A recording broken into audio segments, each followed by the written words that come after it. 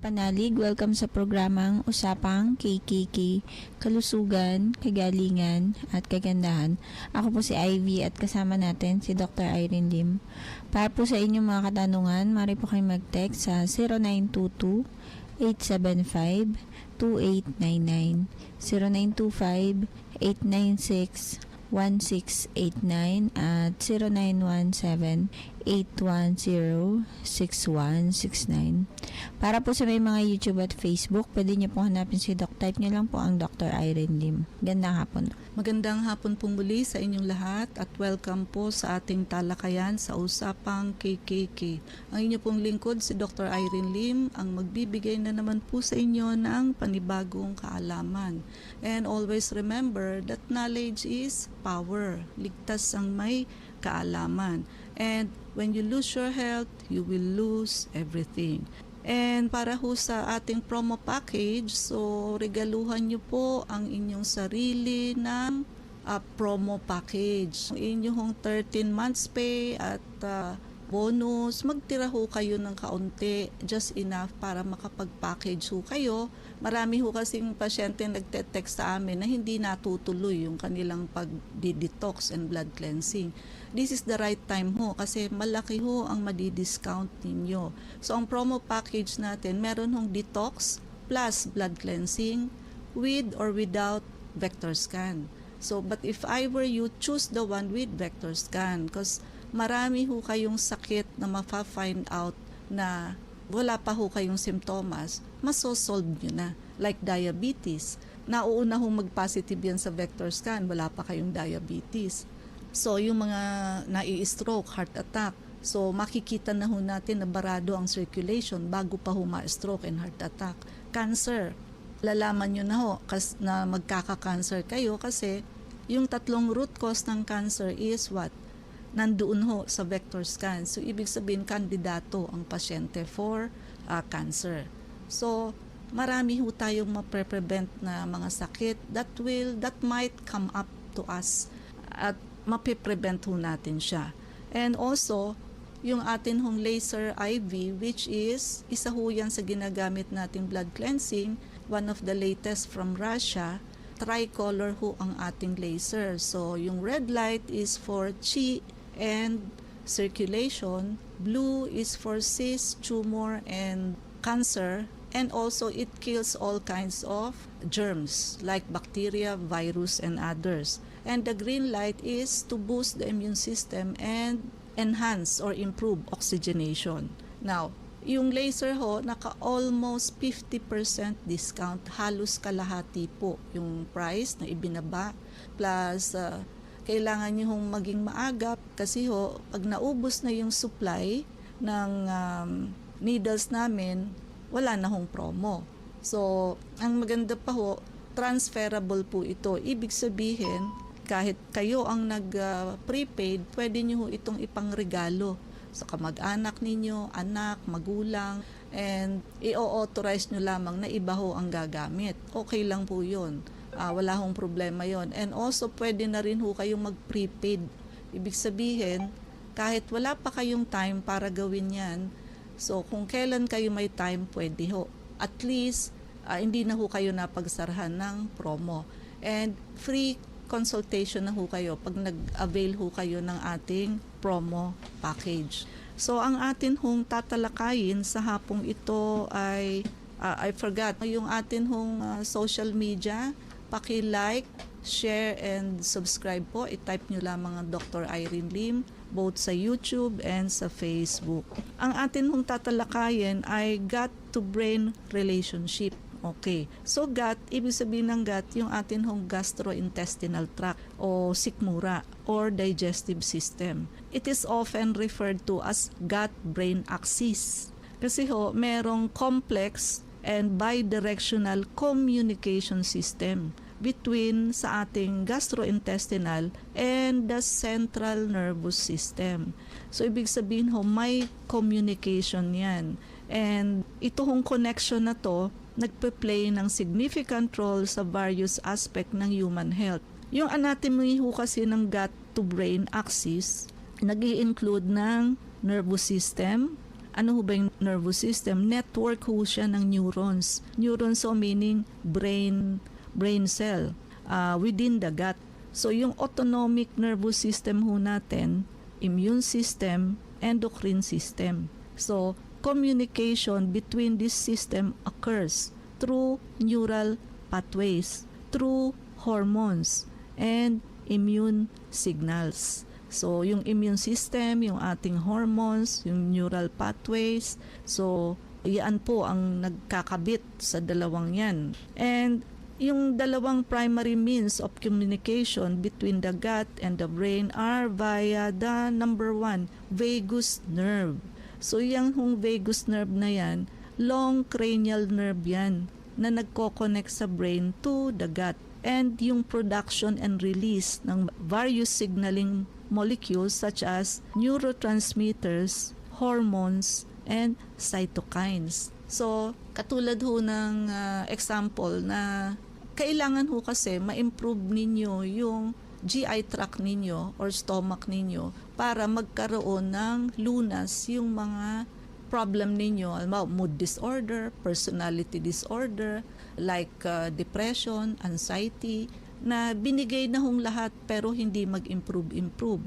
So binigyan na ng antidepressant and others, hindi pa rin ho ma-improve. Kailangan ho i-enhance yung GI tract, like for example, giving probiotic, and iba-iba ho. Kung may GERD, kailangan yung sphincter ayusin. Kung may gastritis, ulcer, kailangan maghilom yung problemang yon. And kung may leaky gut, intestinal, yung lining ng small intestine is porous. So nakakadaan ho directly papuntang blood yung galing ng small intestine. Pwede yung infection, pwedeng toxins, pwedeng chemicals, pwedeng undigested food. Imagine niyo hindi naman ho sila para pumasok sa bloodstream. Directly ho nakakapasok sa bloodstream. So, giving probiotic and prebiotic will help a person with depression.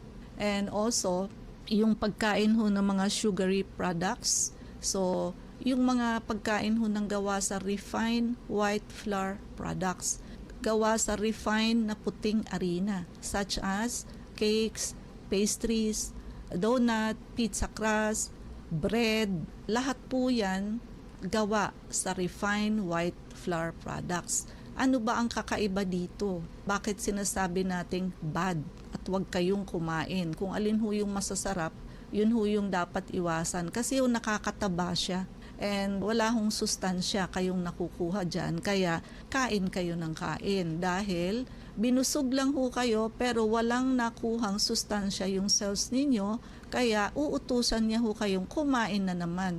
Kakakain nyo lang, kakain na naman kayo kasi gutom na naman kayo. So, pagka ho meron tayong ganyang problema, puro sugar ho kasi na-strip off na ho yung protein, yung vitamins and minerals kasi ho ni-refine na. Tinanggal na ho yung protina, yung vitamins, minerals dahil tinanggal ho yung bran which is the outermost covering and yung endosperm which is the innermost lining ng grain. Kaya tinatawag nating refine. Some of the nutrients are already stripped off. Ang natira ho is the endosperm which are all starch. Lahat po yan pag tinunaw, sugar. So pagka ang kinakain natin puro ganyan, nag-cake ka, tapos nag-soft drinks ka, so asaan ho doon ang vitamins and minerals? Asaan ho doon ang protein? Lahat po ng kinain nyo, sugar. So pagka ganun ho ang diet, tapos nag-diet, hindi kumain ng kanin, hindi nag-ulam, so yung dinner niya, ganun din. Kumain lang ng konting tinapay. Tapos, ayun, nag-soft drinks uli. So, wala hong protein. Kailangan ho natin ang protein because nadidegrade ho siya as amino acid. Yung amino acid ho ang magiging happy hormones natin. Di ba sabi ko sa inyo yung banana, wag niyo hong tatanggalin yung dulo. Kasi nandoon ho yung tryptophan, amino acid, which will become serotonin, the happy hormone. And the amino acid tyrosine will become dopamine, which is again a happy hormone. So yung serotonin and dopamine galing ho yan sa protein, which becomes amino acid, and from amino acid na transform ho siya into neurotransmitters. So wala hong masyadong madideplete ang neurotransmitter natin sa brain pagka ho wala tayong masyadong kinakaing protina. And ang protina ho saan nakukuha? Sa ulam, viands, hindi ho sa kanin. And also, kaya din ho ganun yung mga indigent children, karamihan ho kung sino yung indigent, sila pa ho ang mahihina ang ulo pagdating sa school. Why? Kasi ho, due sa kahirapan, yung dapat hong milk na pang-infant, hindi ho yun ang binibili nila, at kung hindi ho yung minsan ho yung nakadilata lang, which is kulang ho yun sa nutrition. Yun ho ang time for brain development hanggang 6 years old. So kung hindi nyo na ibigay sa brain yung dapat na sustansya, so yung brain ho magde-develop as mahina yung ulo pagdating ho sa klase. So paano aahon sa kahirapan kung yung mga anak mo puro mahina ang ulo? Di ho ba? Dapat puhunan nyo dyan matalinong anak para ho in the future makakakuha yan ng magandang trabaho, yan ho mag-aahon sa inyo sa buhay. Pero kung tinipid nyo, wala hong sustansya, mahina ang ulo ng anak, so it is not possible. Kalabas-labas ho niyan, trabahador din yan dahil walang ulo. Okay. So, kaya ho, malaking part yung kinakain natin sa pagkakaroon ho ng koneksyon sa ating brain. And itahong gut-brain axis na to, nag-i-influence ito ng digestion, regulating processes like peristalsis. So ano ba yung peristalsis? Intestinal contraction. Secretion din ho ng digestive enzyme. So digestion, secretion ng digestive enzyme, yung blood flow to the digestive system. Stress and emotion can impact in this process. Di ho ba napansin nyo pag na-stress kayo, ba may exam kayo, umahapdi yung tiyan nyo, o may interview kayo, sinisikmura kayo. Bakit? Nag-i-increase ho ang hydrochloric acid natin sa stomach pagka ho tayo ay nai-stress. So, kaya ho talaga hong totoo na may connection ang ating gut to the brain axis. Isa na ho doon ang vagus nerve, aside from the neurotransmitters, the hormones and cytokines. Influence on mood and emotion.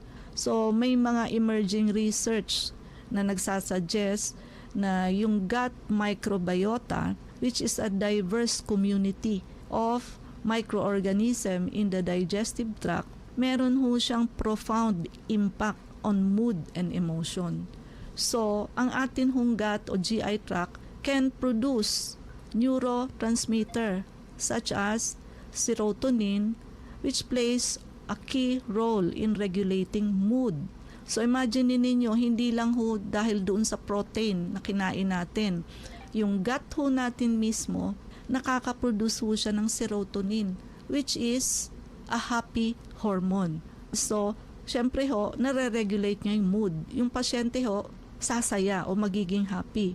And imbalances in the gut microbiota have been linked to conditions like depression and anxiety. So instead ho na magfo-form ng serotonin yung ating GI tract, yung ating gut, hindi ho, kasi may mga digestive problem tayo, like may leaky gut ka, meron kang gastritis, meron kang ulcer, meron kang GERD. So may mga deficiency ho o sakit, kaya hindi makaproduce yung inyong stomach ng serotonin. So medyo tumutulong ho kasi ang serotonin, hindi lang ho sa brain yan na produce, pati ho sa stomach. So yun ho ang karamihang hindi alam. Kasi usually, even doctors, no, pagka depression, magbibigay yan ng anti-depression. Di ho ba? Magbibigay yan ng anxiolytic para ma-relax ang pasyente. But kung ibinigay na hong lahat, we need to rule out hypothyroidism, pagka hypothyroid ho ang tao, nakakakos din yan ng depression. And also, give something or correct kung ano man ho yung digestive problem niya para ho makapag-produce uli ng serotonin ang gut ng pasyente. Isa na hong pwedeng ibigay dyan is whatever condition do you have is probiotic and prebiotic. Kasi ho, bago pa magkasakit yung ating sikmura, gut, pag may papasok kong infection, sasanggahin na ho agad ng probiotic. Probiotic is what? Good bacteria. So, pagpasok pa lang ho ng salarin, like bacteria, lalabanan na ho yun ng ating probiotic. So, hindi na siya aabot na makapag-produce pa ho ng sakit. So, minsan magtataka kayo kung bakit probiotic, binibigyan ng probiotic ang taong depressed. Yan ho ang reason. There is a big connection or connecting network between the gut, GI, and the brain. So, through vagus nerve, neurotransmitters, hormones, and cytokines. And also, immune function. The gut is significant part of the body's immune system. So, big factor ho ang ating GI tract sa immune system natin.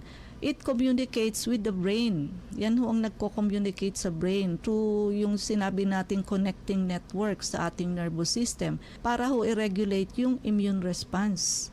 And ito hong communication na to is vital for defending against infection and managing inflammation. So, kailangan ho talaga na healthy yung gut natin para ho sa ating immune system. Influence on neurological disorders.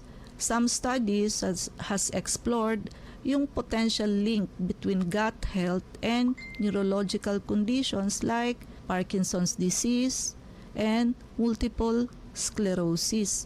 While more research is needed, itong area ng study is showing a promise. So, ibig sabihin, pinag-aaralan po kung ang Parkinson at Alzheimer, isa rin ho ang gut sa may problema. Kaya ho nagkaroon ng Alzheimer's and Parkinson's ang tao. Stress and the gut, yung chronic stress ho can negatively affect the gut-brain axis, leading to GI problems. Ito ho tinatawag nating functional gastrointestinal disorder and includes conditions like irritable bowel syndrome. So di ho ba ang may IBS, pag sumakit ho ang tiyan yan, emergency, kailangan ho mag-CR agad yan. And usually ho, ang CR niyan medyo diarrhea. Pag nailabas niya na ho yun, saka pa lang ho, mag-feel better. And usually, na-aggravate yung nila, yung IBS nila, pag nai-stress sila. Halimbawa, nag-aapura, may hinahabol na malilate, may examination, may interview, ayan, ma-activate ho yung irritable bowel syndrome.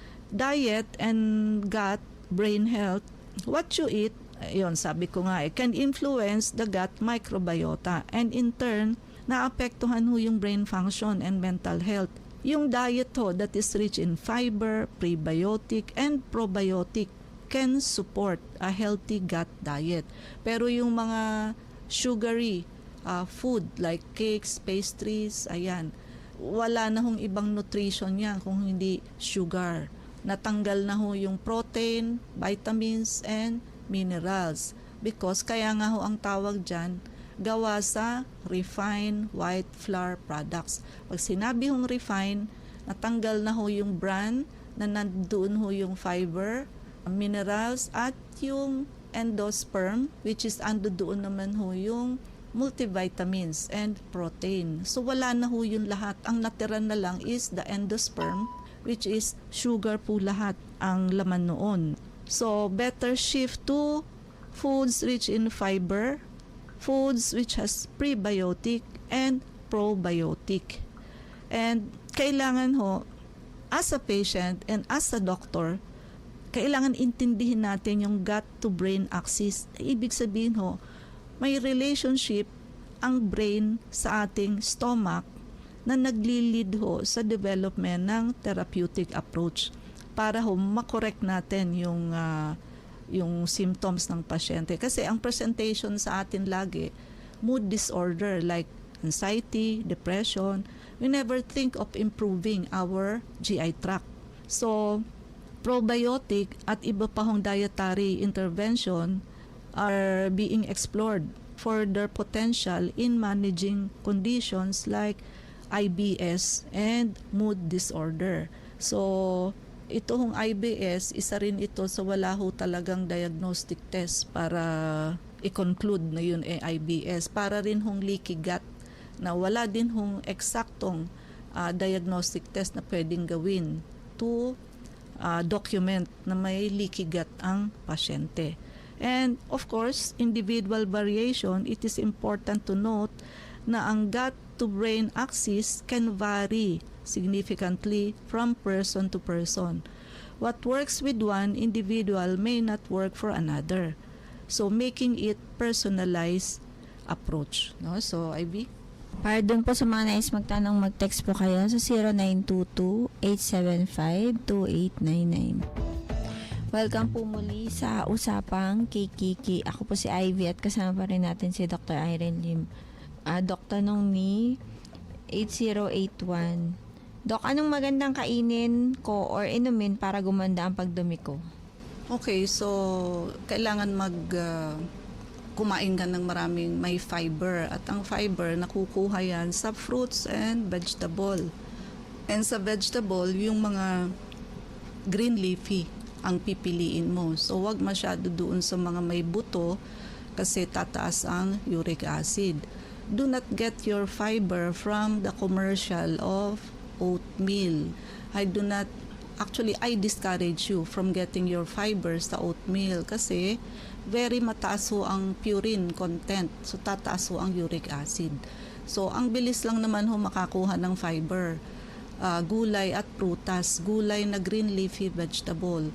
Magre-regularize ho ang bowel movement ninyo yan. No? But yung ina-advertise kasi, encouraging people, marami daw fiber ang oatmeal, ang kapalit naman ho noon, tataas ang uric acid mo. No? So, hindi ho ganun. Pwede kayong makakuha ng fiber sa gulay at prutas na wala hong kapalit na bad sa inyong katawan. So, and of course, maraming tubig. Wag ho kayong nagso-soft drinks, nakaka-constipate din po siya. Walang tayong oras, so mangyari po lamang na kayo magpalista kung kayo ho'y magpapacheck up. So, Unit 1101, Clinica Medica 101, Centuria Medical Makati, Salamanca Street Corner, Kalayaan Avenue, Makati City. So, ang landmark ho natin is along Makati Avenue, yung corner General Luna Street. Everyday ho bukas ang clinic, pati na rin Saturday and Sunday, and even holidays. Kailangan lamang ho magpalista kayo ahead. And ang mga numero, IB? Pwede po kayong tumawag sa 546-9412, 0922-875-2899. Pwede rin po kayong mag-text sa 0925-896-1689 at 0917-810-6169. Prevention is better than cure and health is the best investment. Regaluhan niyo po ang inyong sarili ng pagpapacheck up para ma-auscultate namin ng likod ninyo. Maagapan ho natin kung kayo ay may asymptomatic or walking pneumonia. Sabayan nyo na ho ng pagpapa-vector scan, detoxification and blood cleansing program, which is naka-promo package po yan ngayon. So, detox plus blood cleansing, meron hong with or merong without vector scan. But if I were you, try to choose yung may vector scan po. Libre na ho ang check-up ninyo pag nag-avail kayo niyan. And also included in the promo package is the laser IV, which is almost 50% ho ang discount natin. And pwede na ho kayong mag-prepaid right now kasi ho, until supply last lang po yan. And all this promo package, transferable po ito. So, pwede nyong pang-regalo sa kakilala, relatives, and for sure, matutuwa ho sila because it is something for good health. No?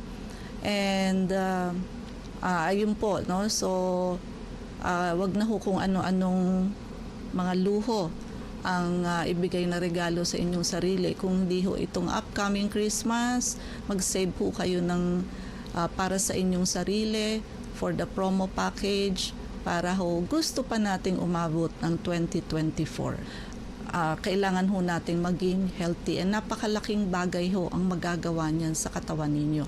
And paki-like, share, and subscribe po. I-type nyo lamang ang Dr. Irene Lim both sa YouTube and sa Facebook. IB? Please like us on Facebook. Ang account po natin, Klinika Medica 101. Maraming salamat mga kapanalig sa pakikinig sa amin sa hapong ito. Abangan niyo pong muli kami bukas, alas 4 hanggang alas 4:30 ng hapon sa programang Usapang KKK. Kasama natin si Dr. Irene Lim. Ako po si Ivy at sumayin niyong katotohanan. Salamat po.